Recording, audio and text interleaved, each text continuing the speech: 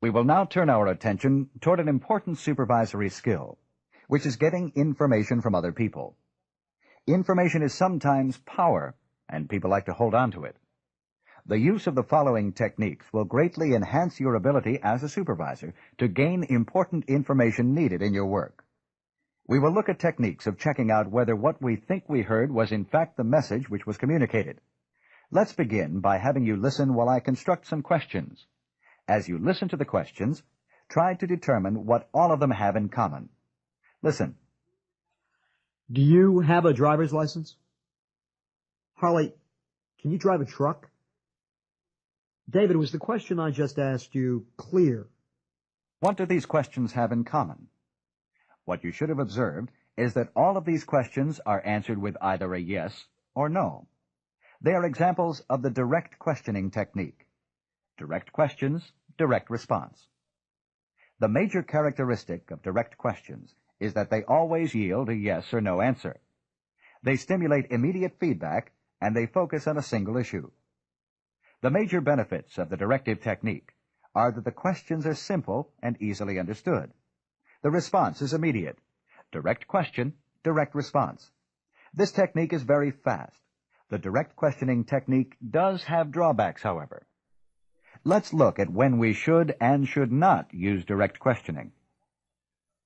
Direct questions are best suited to situations where we wish to determine if we have been understood, such as situations where a yes or no answer provides feedback, and we need to know how clear we've been. They can also be used to obtain information which we can verify later by checking documents or with simple direct observations. Direct questions should not be used to assess work attitudes or work preferences. They are not appropriate at getting at facts or problems. They create defensiveness in questioning performance or personal competency. And they are of no value at all in determining what went wrong. What do we do then? Obviously, as communicators, we need facts to solve problems. We have to evaluate performance levels, counsel, and in general, get information about what's going on. How do we get information and communicate with our employees in these situations? How do we check what we've heard to be sure that this really is what is being communicated? We use what we call non-directive communication techniques. They are open-ended questions, laundry lists, supposing, echoing, and reassurance. The first of the non-directive techniques will now be demonstrated. How do you feel about what happened? What kind of job would you like? Why do you think we're having this problem? Which two employees would be best suited for this assignment? How, what, why, which. These are the words which begin open-ended questions. Let's listen again. How do you feel about what happened? Notice that the receiver must respond by indicating his or her feelings and attitudes. The sender here is asking for information. The receiver must respond with something more than a yes or no. What kind of job would you like? The sender is asking for choices, preferences. She did not use a direct question such as, would you like a job here? What kind of job would you like? This question will yield much more information, and when the receiver has answered, we can test the answer with still other open-ended questions. Why would you like that particular job? As we go through the non-directive techniques, remember that we can use them in endless situations, endless combinations. They will get more and more information for us. They help us to test what we've heard. They make our jobs easier as supervisors and managers. Why do you think we're having this problem? The question asks for opinion, judgment, facts. It shows respect, a sense of value for the person to whom it is being directed. A much better question than, did you cause this problem? Or, who caused this problem? Open-ended questions help maintain a neutral or non-emotional climate, where communication can occur without fear or inhibition. Which of the two employees would be best suited for this assignment? Which? Another way of asking for a choice or judgment. Again, a better question than, is Fred a better worker than John? How, what, why, which. This is how we ask open-ended questions. Let's listen now to the second technique, laundry lists. There are 3 shifts we have. 8 to 4, 4 to 12, and 12 to 8. Which is best for your schedule? Laundry lists are just what their name implies.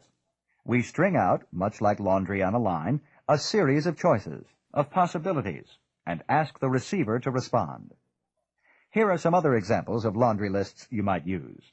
What do you see as your major problem? Turnover, absenteeism, or too much work? Would you prefer to work on your own, be part of a group, or have more contact with the public? Laundry lists force the receiver to choose, to state a preference from among alternatives. They are also valuable in helping us to help others to see beyond a single issue, a single problem, a single choice. They give us a chance to hear the pros and cons as to why a particular choice was made. They allow us, as questioners, to evaluate how sound the reasoning is behind a choice. As with open-ended questions, laundry lists provide us with more information. The third non-directive technique is called supposing. It allows people to change roles, to fantasize, to think from a different point of view. Here are some examples of supposing. If you were me, Sam, how would you handle the situation?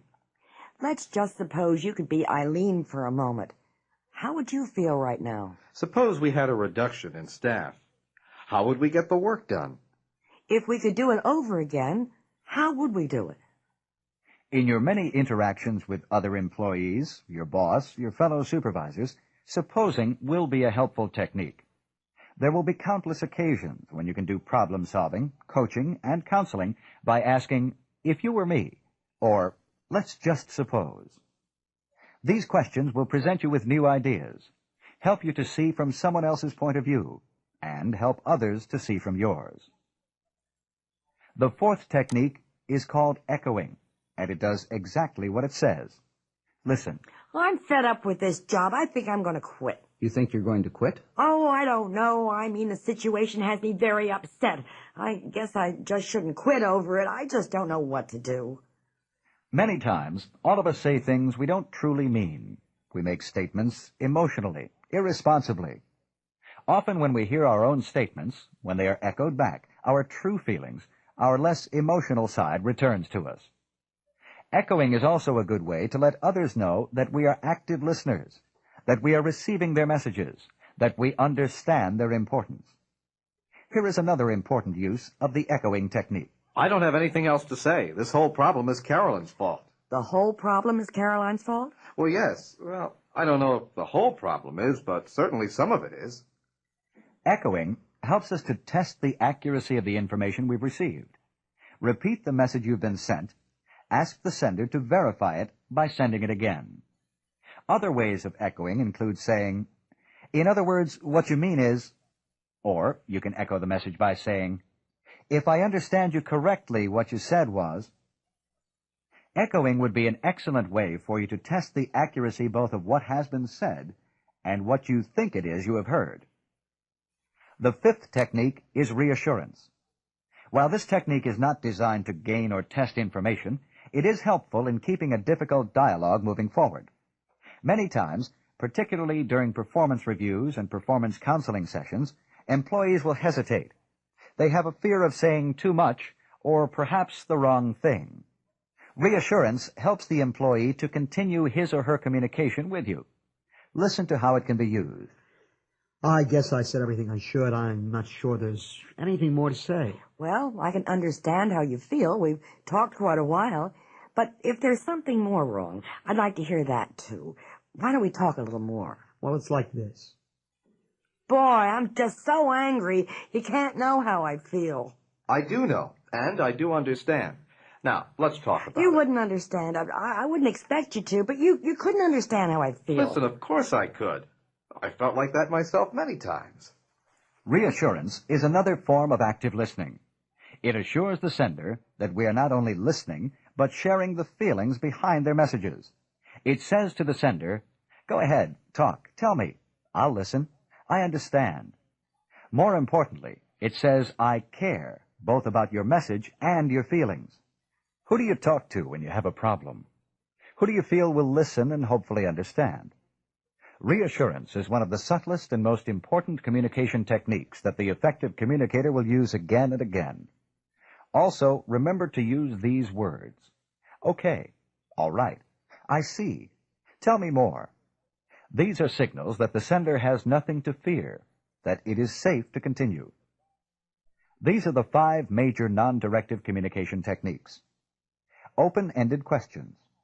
Questions which begin with how, what, why, which. Laundry lists. Questions which present choices, options, alternatives. Supposing. Questions which allow the other person to fantasize, to change roles, to explore someone else's attitudes or point of view. Echoing. Sending back the message to either test if that is what the sender really meant, or if in fact you have really heard the message correctly. Reassurance. Saying it's okay. Go on. Accepting concern and understanding for the sender, the message, and the feelings behind the message.